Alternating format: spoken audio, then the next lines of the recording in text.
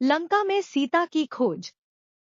इस प्रकार से सुग्रीव का हित करने वाले कपिराज हनुमान जी ने लंकापुरी में प्रवेश कर मानो शत्रुओं के सिर पर अपना बायां पैर रख दिया। वे राजमार्ग का आश्रय ले उस रमणीय लंकापुरी की ओर चले। वहां पर स्वर्ण निर्मित विशाल भवनों में दीपक जगमगा रहे थे। कहीं नृत्य हो रहा था और कहीं सुरा पीकर मस्त हुए राक्षस अनर्गल प्रलाप कर रहे थे। हनुमान जी ने देखा कि बहुत से राक्षस मंत्रों का जाप करते हुए स्वाध्याय में तत्पर थे। कोई जटा बढ़ाए तो कोई मूड़ मुड़ाए। रावण के अनेक गुप्तचर भी उन्हें दृष्टिगत हुए। हनुमान जी ने नगर के सब भवनों तथा एकांत स्थानों को छान डाला, परंतु कहीं सीता दिखाई नहीं दी। अंत में उन्होंने सब ओर से निराश होकर रावण के उस राजप्रासाद में प्रवेश किया जिसमें लंका के मंत्री, सचिव एवं प्रमुख सभासद निवास करते थे। उन सब का भलीभांति निरीक्षण करने के पश्चात वे रावण के अत्यंत प्रिय बृहत्शाला की ओर चले। वहां की सीढ़ियां रत्नजटित थी। स्वर्ण निर्मित वातायन दीपों के प्रकाश से जगमगा रही थी।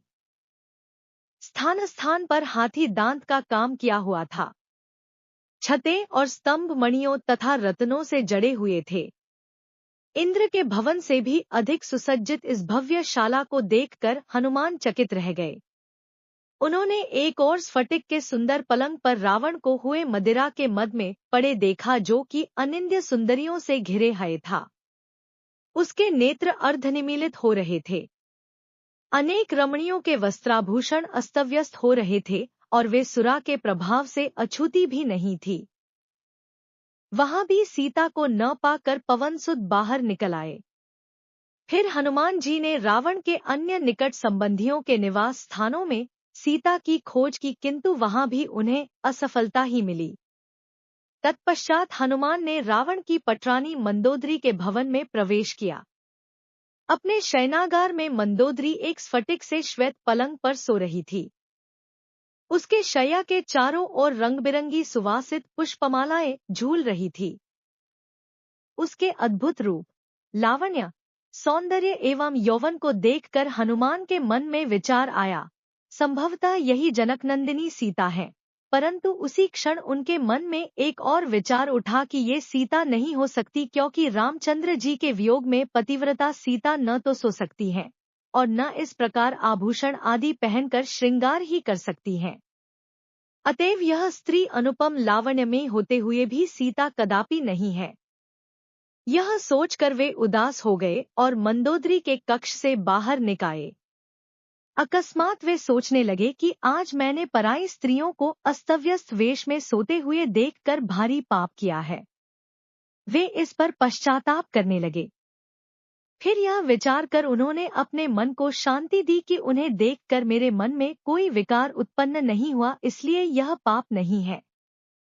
फिर जिस उद्देश्य के लिए मुझे भेजा गया है उसकी पूर्ति के लिए मुझे अनिवार्य रूप से स्त्रियों का अवलोकन करना पड़ेगा। इसके बिना मैं अपना कार्य कैसे पूरा कर सकूंगा। फिर वे सोचने लगे, मुझे सीता जी कहीं नहीं मिली। रावण ने उन्हें मार तो नहीं डाला? यदि ऐसा है तो मेरा सारा परिश्रम व्यर्थ गया। नहीं, मुझे यह नहीं सोचना चाहिए। जब तक मैं लंका का कोना कोना न छान मारूं, तब तक मुझे निराश नहीं होना चाहिए। यह सोचकर अब उन्होंने ऐसे ऐसे स्थानों की खोज आरंभ की जहां तनिक भी असावधानी उन्हें यमलोक तक पहुंचा सकती थी। उन स्थानों में उन्होंने रावण द्वारा हरी गई अनुपम सुंदर नाग कन्याओं एवं किन्नरियों को भी देखा, परंतु सीता कहीं नहीं मिली। सब ओर से निराश होकर उन्होंने सोचा, मैं बिना सीता जी का समाचार लिए लौटकर किसी को मुख नहीं दिखा सकता, इसलिए यहीं रहकर उनकी खोज करता रहूंगा अथवा अपने प्राण दे दूंगा। यह सोचकर भी उन्होंने सीता को खोजने का कार्य बंद नहीं किया।